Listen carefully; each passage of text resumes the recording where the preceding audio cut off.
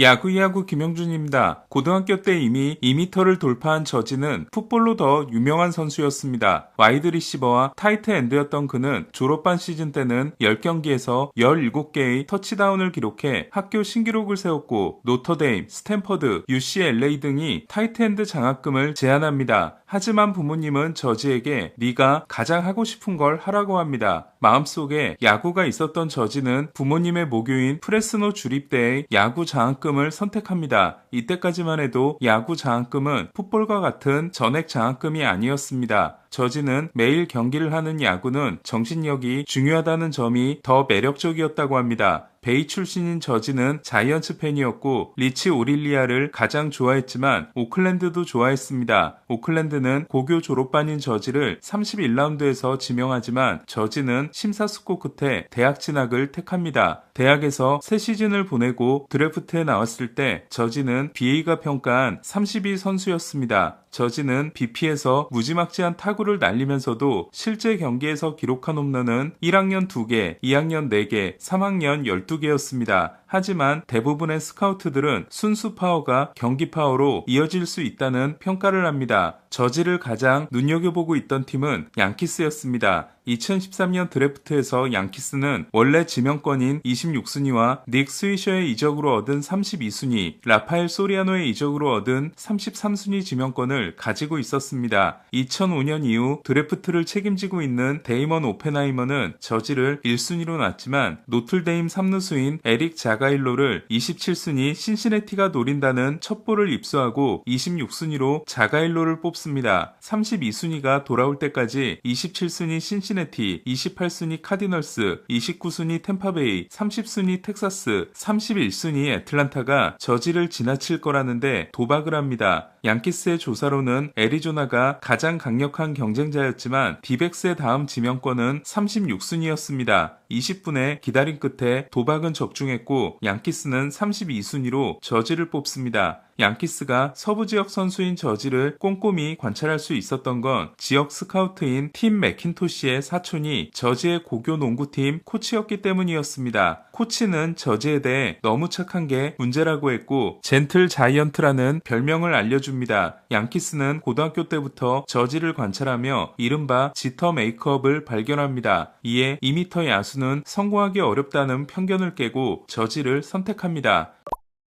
저지는 마이너리그를 씹어먹지 못합니다. 2016년 저지는 파이프라인 31위 유망주였는데 앤드류 밀러로 얻은 클린트 프레이저, 체프먼 트레이드로 데려온 토레스, 그리고 호레 마테우가 저지보다 순위가 높았습니다. 그의 양키스는 게리 산체스가 54경기에서 20홈런을 기록하고 신인왕 2위에 오르는 돌풍을 일으킵니다. 데뷔전에서 저지는 8번 타자로 등장합니다. 7번 타자는 저지와 동기로 2010년 드래프트에서 대학 진학 대신 13라운드 지명을 받고 양키스에 입단한 타일러 오스틴이었습니다. 저지가 트리플A에서 무난했던 반면 오스틴은 트리플A를 폭격했고 저지보다 앞에 등장합니다. 둘은 진기한 장면을 연출합니다. 오스틴이 먼저 홈런을 터뜨리고 저지가 백투백 홈런을 날림으로써 데뷔전 첫 타석에서 백투백 홈런을 친 최초의 듀오가 된 겁니다. 마이너에서 함께하는 동안 절친이었던 둘은 저지가 전설의 시작이었던 반면 오스틴은 잘 풀리지 못했습니다. 일본으로 건너가 5시즌을 뛰고 요코하마의 2024년 우승을 이끌었던 오스틴은 컵스와 1년 125만 달러 계약을 맺고 메이저리그로 돌아왔습니다. 62홈런을 기록하고 FA가 됐을 때 양키스가 완강히 버티고 자이언츠도 4억 달러를 주는데 주저하면서 저지는 트라웃의 12년 4억 2650만 달러와 배츠의 12년 3억 6500만 달러 총액을 넘지 못했고 최초의 4천만 달러 연봉에 만족해야 했습니다. 그리고 이제는 평균 연봉 6위 선수로 밀려났습니다. 실질 연봉 순위는 터커가 5178만 달러로 1위, 소토가 5100만 달러로 2위, 오타니가 4608만 달러로 3위, 비셰과 윌러가 4200만 달러로 4위, 저지가 4000만 달러로 6위, 디그롬이 3700만 달러로 7위, 게리콜이 3600만 달러로 8위입니다. 저지는 지난 4년 동안 그야말로 미친 활약을 했습니다. 2023년에 펜스 부상이 두고두고 아쉽지만 4년간 승리 기여도 37.3은 투웨이 오타니와 위트를 제친 메이저리그 1위였으며 4년간 204라는 미친 WRC 플러스를 기록합니다. 저지는 2024년에 기록한 220이 역대 7위이자 우타자 역대 1위였고 4년간 200을 넘긴 건 본즈, 루스, 테드, 혼스비에 이어 5번째였습니다. 네, 235, 244, 212, 233을 기록한 본즈의 4년은 약물 사용 기간에 해당됩니다. 지터의 뒤를 이어 양키스의 아이콘이 됐지만 지터가 첫 9년 동안 4번 우승한 것과 달리 저지는 첫 9년 동안 우승이 없습니다. 2024년 월드시리즈 5차전에서 드디어 홈런포가 터지지만 곧바로 충격적인 실책이 나왔고 양키스는 악몽 같은 역전패를 당합니다. 양키스가 5차전을 잡고 2승 3패가 됐다면 시리즈가 어떻게 됐을지는 모를 일입니다. 2024년 월드시리즈를 통해 더 큰 압박감을 가지게 된 저지는 PS 준비를 착실하게 합니다. 정규 시즌 마지막 30경기 성적은 타율 3할 7푼 4리, 출루율 5할 3푼 3리, 장타율 798이었습니다. 메이저리그 1위인 타율은 보비쉣, 제이콥 윌슨과 무려 2푼 차이였고 1938년 지미 팍스와 1956년 미키 멘틀에 이어 역대 세 번째 50홈런 타격왕이자 타격왕의 최다 홈런 기록을 세웁니다. 랄리와 MVP 대결에서 17대 13으로 승리해 MVP 3회 그룹에도 가세합니다. 역대 MVP 수상 순위는 1위가 7번인 본즈, 2위가 4번인 오타니, 공동 3위가 디마지오, 베라, 멘틀, 저지를 포함한 11명입니다. 하지만 저지에게 더 중요한 건 포스트 시즌이었습니다. 아무 공에나 휘둘렀던 2024년과 달리 성구에 집중을 한 지난해 저지는 PS 7경기에서 26타수 14안타, OPS 1.273을 기록하는 미친 활약을 합니다. DS 3차전에서는 루이 발랜드를 상대로 보고도 믿을 수 없는 동점 3런을 터뜨립니다.